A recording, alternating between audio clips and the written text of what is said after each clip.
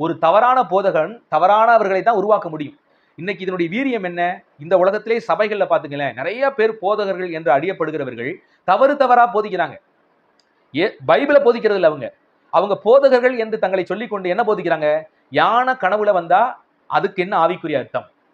Toilet, நீங்க ஆயிருக்கிறீங்களா toilet, அது கனவுல வந்துருச்சுன்னா அதுக்கான என்ன அர்த்தம்?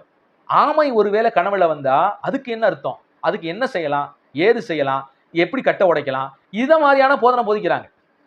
இந்த மாதிரியான போதனை செய்கிற மனிதர்களை நீங்க பைபிள்ல எங்கேயுமே பார்க்க முடியாது.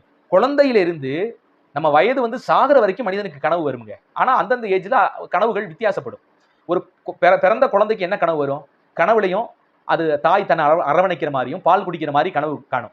இதே கொஞ்சம் வளர்ந்த குழந்தை என்ன பண்ணும்? கனவுல தான் ஃப்ரெண்ட்ஸ் கூட விளையாடுற மாதிரியும், அப்பா அம்மா ஏதோ ஒரு கார் வாங்கி தர்றாங்க, ஒரு சின்ன பொம்மை கார் வாங்கி தர்றாங்க, பொம்மை வாங்கி தர்றாங்க, அல்லது நண்பர்களோடு கூட விளையாடும் போது ஏற்படுகிற அந்த அடிபிடிகள், இது கனவுகளா வரும். உங்க பிள்ளைகளை நீங்க பார்த்திருக்கும் போது சின்ன பிள்ளைகள் எப்படிப்பட்ட கனவு கண்டிருப்பாங்க அப்படிங்கிறது புரிஞ்சுக்க முடியும். ஒரு குழந்தை ஆபாச கனவு காணாது.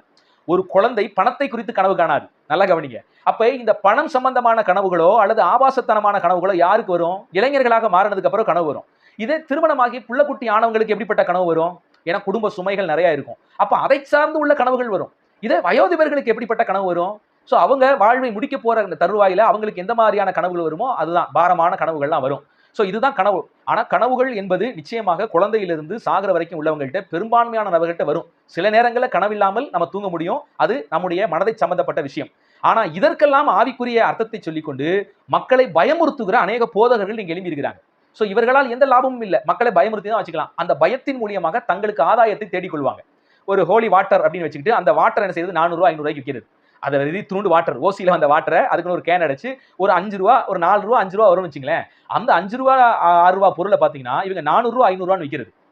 இதுல தள்ளுபடி விலை வேற, டபுளா வாங்கினா 800 ரூபா அப்படிங்கிற மாதிரி எல்லாம் விற்கிறாங்க. சோ இவங்க பயமுறுத்துறது அப்படிங்கிறது எதுக்காகனா இவர்களுக்கு லாபம் சம்பாதிக்க. அப்ப இப்பேற்பட்ட போதகர்கள்லாம் எழும்பும்போது இவர்கள் அதிக ஆக்கினை அடைவார்கள். எந்த அப்போஸ்தலனாவது இப்படி எண்ணெய் பாட்டில வச்சு வித்தானா, ஹோலி வாட்டர் வித்தானான்னு கேட்டா எங்கேயுமே இல்லை. ஆனா இவங்களுக்குன்னு ஒரு கூட்டம் இருக்குது, இவங்களுக்குன்னு ஒரு கிரவுட் இருக்குது இன்னைக்கு. சோ அதை பயன்படுத்தி இவங்க போதகர்கள் என்ற போர்வையிலே தப்பாக வேதத்தை வியாக்கியானம் பண்ணி வேதத்தில் இருக்கிற சில விஷயங்கள் எல்லாம் இவர்கள் இஷ்டத்துக்கு மக்களுக்கு பயமுறுத்தும் வண்ணமாக போதித்து கெடுக்கிற அநேக வஞ்சக போதகர்கள் இன்னைக்கு இருக்கிறாங்க.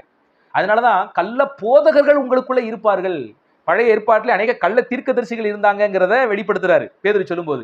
அதே மாதிரி உங்களுக்குள்ளும் அநேக கள்ள போதகர்கள் இருப்பார்கள். அவர்கள் கேட்டுக்கேதுவாய் வேத வசனத்தை தந்திரமாய் நுழைய பண்ணி தங்களை கிரயத்துக்கு கொண்ட ஆண்டவரை மறுதலித்து தீவிரமான அழிவை தங்களுக்கு ஏற்படுத்திக் கொள்வார்கள் என்று வாசிக்கிறோம்.